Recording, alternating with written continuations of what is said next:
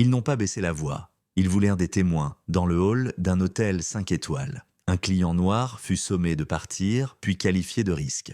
On le fit attendre volontairement, entouré par la sécurité, comme un spectacle destiné à donner une leçon. Les téléphones sortirent. Les murmures se transformèrent en jugement. Il ne protesta pas. Il ne s'expliqua pas. Il resta immobile pendant que l'autorité se mettait en scène et que le protocole était détourné en humiliation. Ce que personne ne réalisa, c'est que chaque seconde était minutieusement comptée. Et lorsque le compte à rebours prit fin, le même hall qui avait tenté de l'effacer verrait sa direction disparaître publiquement, définitivement, sans appel. Le hall décida avant même qu'un mot ne soit prononcé. Les conversations s'amenuisèrent, les regards s'attardèrent, l'autorité se pencha en avant, prête à jouer son rôle. Caleb Rowan fit rouler sa valise sur le marbre et s'arrêta au comptoir. Il ne s'annonça pas, il ne se pressa pas.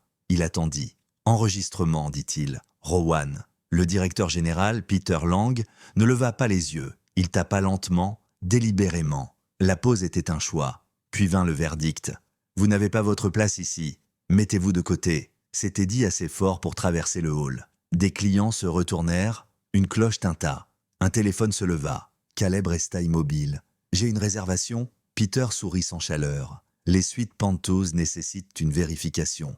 Et vous ne correspondez pas à notre profil exécutif. » Une vague d'approbation parcourut la pièce. L'humiliation était procédurale, propre, assurée, publique. Peter désigna un banc près de la fenêtre. « Attendez là !» Caleb ne bougea pas. Peter éleva la voix. « Monsieur, obtempéré !» Caleb croisa son regard, ne dit rien. La sécurité arriva rapidement. Pas pour poser des questions, pour appliquer une histoire déjà écrite. Un agent se plaça entre Caleb et le comptoir. Un autre bloqua la sortie, au cas où. « Gardons les choses simples, » dit Peter. « Vous attendez le temps que nous confirmions, ou vous partez. » Les téléphones sortirent. Les murmures se firent au plus tranchant. Une femme près des ascenseurs murmura « C'est mal ». Un homme près du café secoua la tête. Personne n'intervint. Caleb posa la main sur la poignée de sa valise. Le calme ancra la pièce, pris à tort pour de la faiblesse. « Appelez ça », dit Peter au téléphone, « fraude possible ». Ce mot fit tout le travail. La salle retint son souffle. Caleb parla enfin. « Vous êtes sûr de vouloir aller aussi loin ?» Le sourire de Peter s'élargit. « Absolument. » La jeune employée, Maya Chen, se figea derrière le comptoir. Elle avait vu le nom plus tôt. Elle savait ce que cela signifiait. Elle ne dit rien. La sécurité se rapprocha. Un agent tendit la main vers la valise. « Non », dit Caleb doucement. L'agent hésita.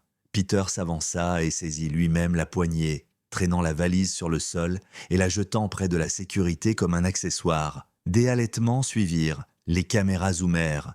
L'humiliation avait franchi une limite. Caleb se pencha, ramassa la valise et se redressa. Il balaya le hall du regard, pas Peter mais les témoins.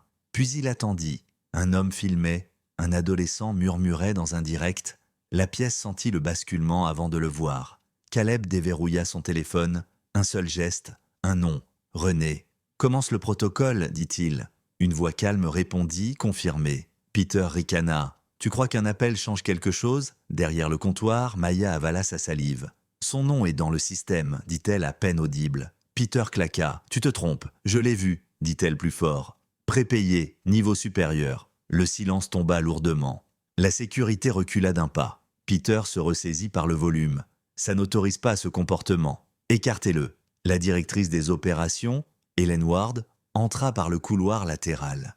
Elle observa les téléphones, les agents, la valise au sol. Son regard se durcit. Que se passe-t-il? Peter se hâta de raconter. Perturbation, réclamation non vérifiée. Hélène regarda Caleb. « Partez maintenant. » Caleb ne bougea pas. Maya tourna son écran vers elle. « C'est confirmé. » Hélène balaya l'information. Sans importance. Caleb parla calmement. « Vous rendez cela public. » Hélène se pencha. « C'est déjà fait. » Caleb toucha de nouveau son téléphone. Les écrans du comptoir clignotèrent. Une bannière apparut. Mode audit activé. La voix de René remplit le hall. Toutes les interactions sont enregistrées. Journaux d'accès verrouillés. Le visage de Peter se vida. « C'est impossible. » Caleb lui répondit pour la première fois. « Ça leste. » Un homme près du café parla. « Il a tout fourni. Vous n'avez pas vérifié. » Une femme près des ascenseurs ajouta. « Il est resté calme tout le temps. » Hélène tenta de reprendre le contrôle. Sécurité. Les agents ne bougèrent pas. René continua. « Dépassement non autorisé détecté. Violation de propriété enregistrée. Peter recula. C'est un malentendu. Caleb avança d'un pas. Pas agressif. Définitif.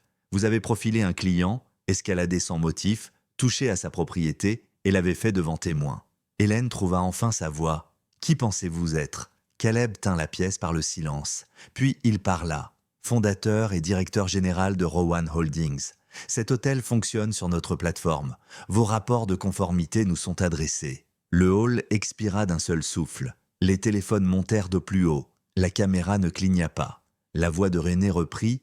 Procédure de licenciement prête. Hélène secoua la tête. Vous ne pouvez pas. Je peux, dit Caleb. Procédez. Confirmé, répondit René. Peter Lang et Hélène Ward. Contrat résilié. Accès révoqué. Les badges sonnèrent. Les écrans s'éteignirent. Peter s'agrippa au comptoir. Accès refusé. La sécurité se redressa. Nous allons vous accompagner, dit l'un à Peter.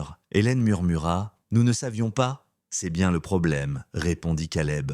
Maya sortit de derrière le comptoir. J'aurais dû parler plus tôt. Caleb hocha la tête. Tu l'as fait quand ça comptait? Les escortes arrivèrent. Peter protesta. Hélène se tut. Les caméras capturèrent chaque pas alors qu'ils étaient conduits par les mêmes portes qu'ils avaient voulu utiliser comme une arme.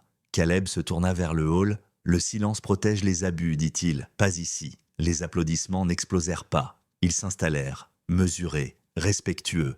Caleb prit sa valise et se dirigea vers les ascenseurs, seul, sans escorte, sans annonce. Les portes se refermèrent, le hall resta transformé. Le pouvoir n'a pas élevé la voix. Il a attendu et il a mis fin à tout.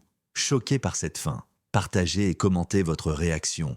Quel moment vous a le plus stupéfié? Abonnez-vous et activez les notifications pour plus d'histoires où la dignité s'élève, l'arrogance s'effondre et la vérité frappe plus fort que l'humiliation. Vos commentaires aident ces histoires à toucher encore plus de personnes.